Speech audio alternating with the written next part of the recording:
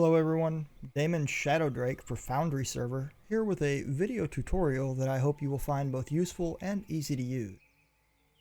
Today, we will be talking about live world database size, how to reduce it. Through this process, we will be going over ways that you can lower your chances of an out-of-memory server crash, lower load times for DMs and players, and even lower the chances of lag. Let's get started.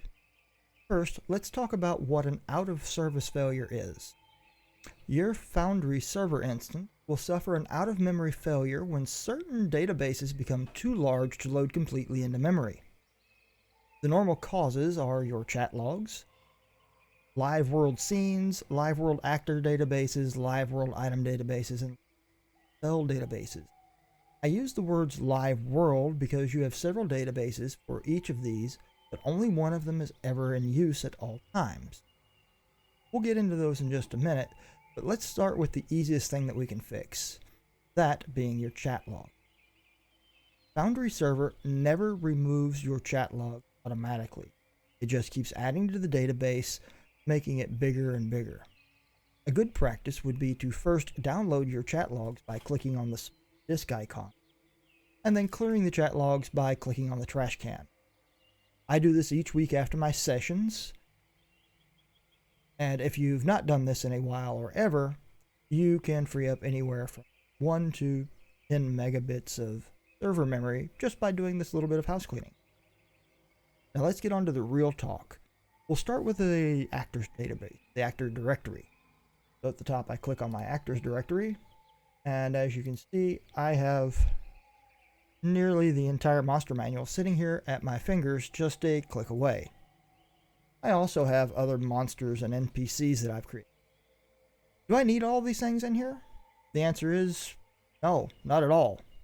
But I do still need them in a place that I can access them quickly if the need arises. Speaking as a neat and organized game master, I should have nothing in this directory that is not needed for today's game, such as my player characters and any monsters that they might actually run into. And why is that, you might ask?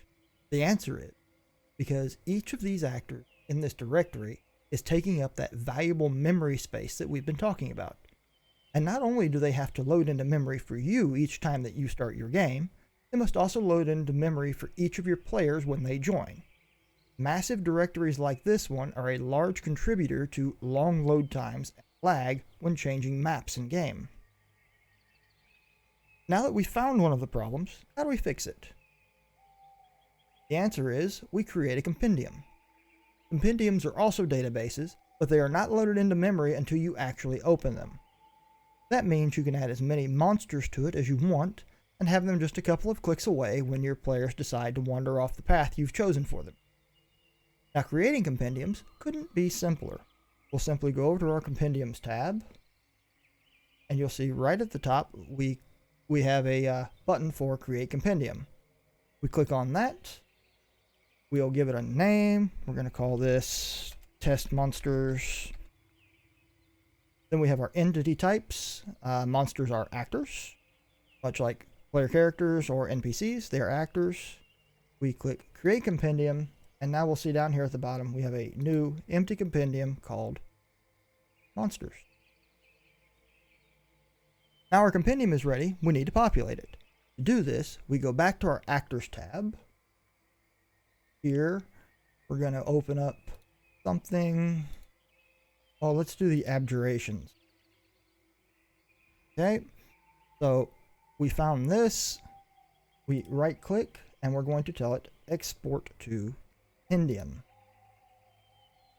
We'll have a box pop up with another drop down in it. We're going to choose test monsters. It's the compendium we just created. We have this merge by name in here and it's check marked. Merge by name is so that if you have already exported something to this compendium, it means that you're exporting again, it will merge any actors that have the same name, preventing duplicates. Lastly, we click on Export Content. Now, depending on the number of actors, this could take a while. Just sit back, watch, let it do its thing. Also, unless you use a a module like Compendium folders or something like that, Compendiums don't really support any kind of subfolder structures. If you have them in subfolders like mine, you have to select them one at a time for export. If you want to maintain this kind of structure, you could create compendiums for each of them individually. Once again, compendiums don't take up any more memory space, so you can take as many compendiums as you want. Now you see mine is finished. When we go back to our compendiums and we click on our test monsters, you'll see all the monsters that we just imported are here and ready for use in the game. If you're really good about it, while you have your monsters in your actors directory, you can set all of their images for tokens and actor images and things like that.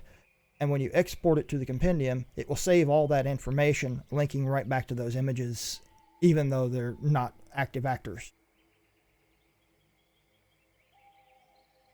This exact same process will work for items and spells, scenes, both pre-configured with walls and lighting and those that are not, macros, roll tables, audio, and even journal entries. Having loads of these things in your live world directories all contribute to load time lag and even out-of-memory server failures. You've now taken the first steps in lowering your memory usage, increasing loading speeds, and fighting against lag. While these are not the only contributing factors it goes a long way to making your game faster and more stable.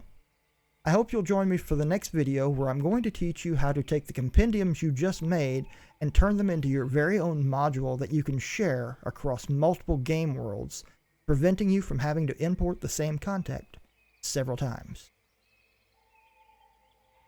That's it for this tutorial, and may the dice ever be in your favor.